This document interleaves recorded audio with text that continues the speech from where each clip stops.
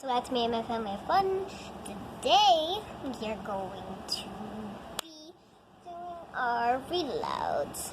Now you may be noticing our Tatable video. That was made yesterday. Not today, yesterday. And the Kermie video, I don't think you've seen it, but a Kermie video was really hungry. That was made today. And the bedtime stories was during a storm. Now you hear nothing in the background except my cooler to make it nice and cold. So we're gonna read one of these cute little stories. We're gonna read One Winter's Night and the little rabbit who wanted red wings. So we're gonna read this story.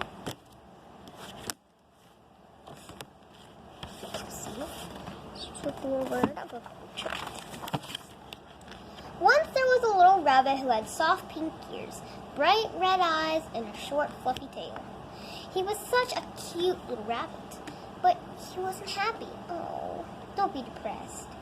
He wanted to be someone else instead of this nice little rabbit he was. See, he's coloring.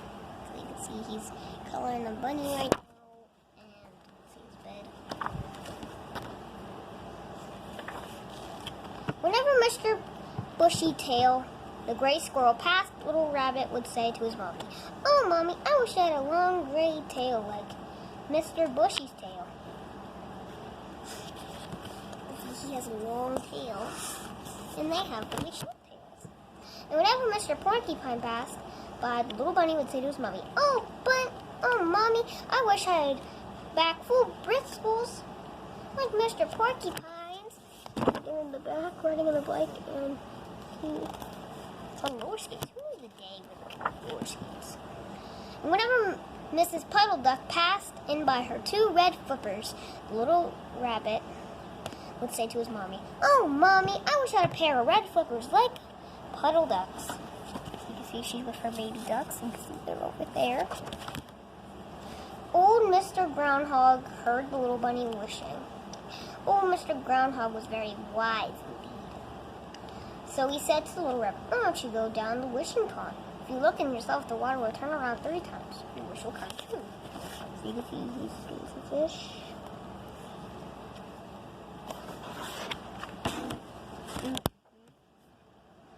So the little rabbit trotted off through the woods until he came to the pool of water lying in a long tree stump. That was the wishing pond. See, he's walking along this amazing long trail. Beside the wishing pond sat a little small red bird drinking happily. As soon as the little bird saw him, he began to wish again. "Oh," he said to himself, "I wish I had a pair of red wings." So he's wishing to have red wings. Just then he looked into the wishing pond and saw his little face. Then he turned around 3 times and saw something happen. 3 little bunnies began to have a strange feeling in his shoulders. Like his mouth when his teeth were going in, and his wings, it was his wings coming through. So he's noticing something strange after he did it. So he sat all day in the woods by the wishing pond, waiting for his wings to grow. See, look at his big wings. By and by, just before sundown, he started home to show his mommy his beautiful pair of long red wings. It was dark and his little rabbit reached home. He knocked on the door and his mother opened it right away, but he didn't know him. No, she truly didn't know him. He had seen a little rabbit with red wings before, so the mother doesn't even recognize him because he has red wings. You can see a little stick seesaw. No, it's a swing, not a seesaw. The little rabbit had no choice but go looking for a place to spend the night. His mommy would not let him in his own bed. After a while, he came to Mr. Bushy's Tail's home. So you can see he's walking along the trail because he has nowhere else to live. Little Rabbit rapped on the door and said, "Please, kind Mr. Bushy Tail, may I sleep in your house all night?" But as soon as Mr. Bushy saw the strange rabbit, he slammed the door shut. He has never seen a little rabbit with red wings in his entire life. The little rabbit went to went on until he came to Mrs. Puddle Duck's nest down the marsh. He said, "Please, kind Mrs. Puddle Duck, may I sleep in your nest all night?" Mr. Puddle Duck poked her head out of the nest and, "No, no, no," she said, "go away." For she too had never seen an odd-looking rabbit in her life. See, all her ducklings are even looking out. So the little rabbit went on until he got to the old Mr. Groundhog's. Wise old neck raised him at once and let him spend the night. But the hole has beech nuts spread all over it, and while that pleased old Mr. Groundhog, the beech nuts made Little Rabbit very uncomfortable. He had a terrible night. But he's comfortable, but the rabbit isn't. He's like moving around, kind of comfortable. In the morning, Little Rabbit decided to try his wings and fly a little. So he climbed up on the hill and spread his wings out and sailed off. So you can see he's kind of flying. But he landed in a bush full of prickles, and his little feet got stuck in the branches. He couldn't get down, so he's stuck. "Mommy! Mommy!" he cried. "Come and help me!" Of course, his mommy couldn't hear him, but old Mr. Groundhog said, to his little friend, "Do you still want your red wings?" "No, no," said the little rabbit. So he looked very hurt. "Well then," said Mr. Groundhog, "why don't you go to the wishing pond and wish them off again?" And see, he's pulling our prickles out.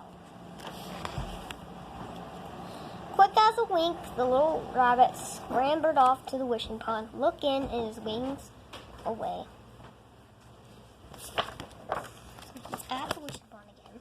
Then he turned around 3 times, and sure enough, his little wings got smaller and smaller until they were gone altogether. Little Rabbit went straight home to his mommy. She knew him right away and was overjoyed to see the little rabbit she loved.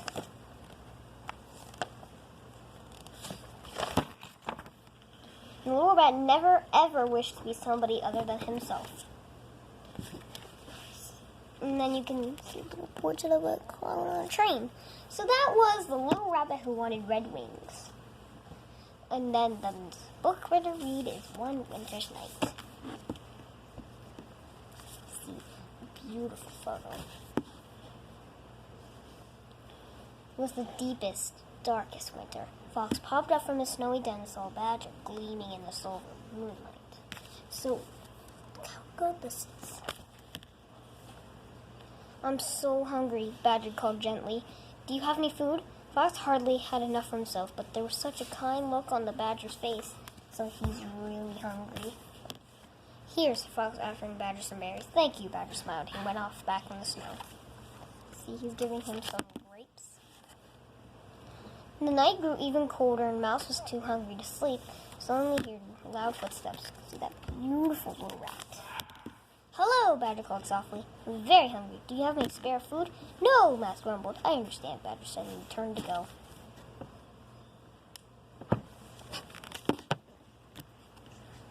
"Wait!" Mouse called, scampering after him.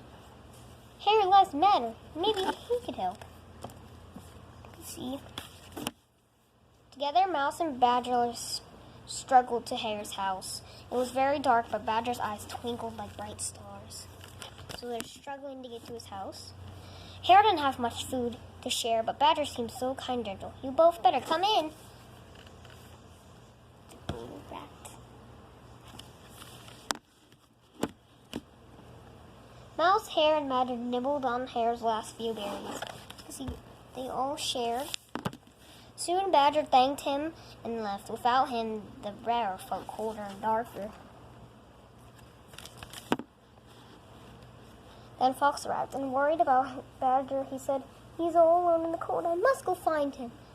Mouse said, "See, Fox is going to go find this animal." The blizzard blew stronger as friends followed Badger's footsteps. "Over there!" pointed Fox at last. So you see, and the hare and the rat. Badger was asleep, covered in frosting or snow. Poor Badger! See, he's all asleep, cold, shivering. Mouse and Hare gathered some soft leaves for Badger bed. Fox dug a snowy shelter to keep him snug. Together they curled up in the cozy warm in their snowy den. The next morning, Badger was gone. Wonder if we'll ever visit again, said Fox. But just then, as Mouse jumped in surprise, look, she called, over there! See the little rat.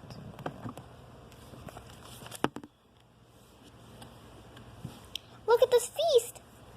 Fox gasped. It might be a gift from Gadger, the message read.